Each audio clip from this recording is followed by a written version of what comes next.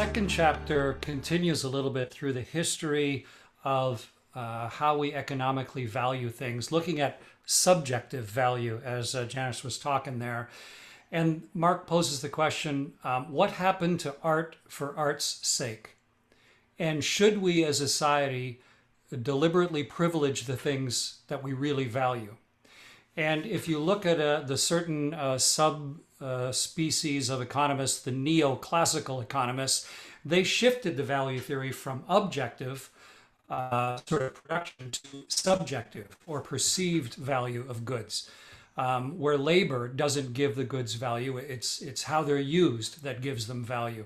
And in around 1700, the thinking started combining supply and demand, to combine utility with scarcity as a theory. And then that led in the 1800s to a concept called marginalism, where value isn't based on the total supply of a good, but it's based on the marginal value or the amount of it that's available versus the amount of demand at a given time and place. So those two things developed into subjective value theory that has truly gone mainstream, where price equals value. And if you just extrapolate that into society, then that means that the greatest happiness for the greatest number of people should come from market transactions. And today it's widely assumed that there's no underlying intrinsic value. And in fact, under Obama, they tried to assign value to everything to make good decisions, cost-benefit analysis, including everything that matters to people. But it's really hard to do that because a lot of things don't have monetary value. And the sum of all market values does not equal total welfare. So that's a 2-minute summary. And I'm going to just talk about the 2 points in the book that I found the most salient. The first is just on marginalism, in that it's the marginal utility, not the total utility, that matters on something. And how that manifests itself is depending on the amount of time.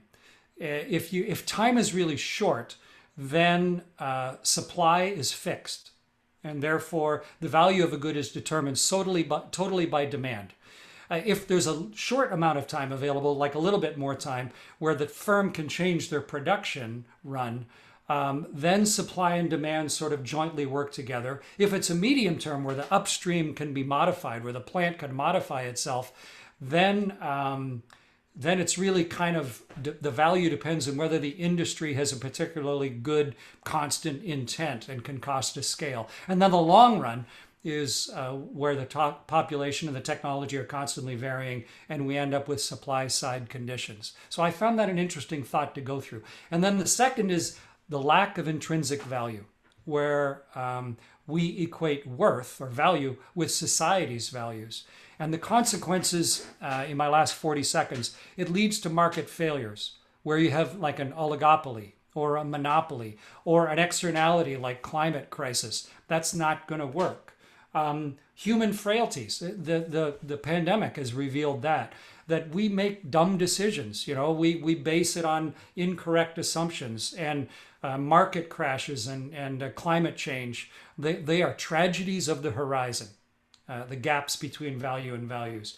The value of nations, how are future drivers of prosperity captured in GDP, and then market sentiments. Could the dominance of subjectivism corrode intrinsic value?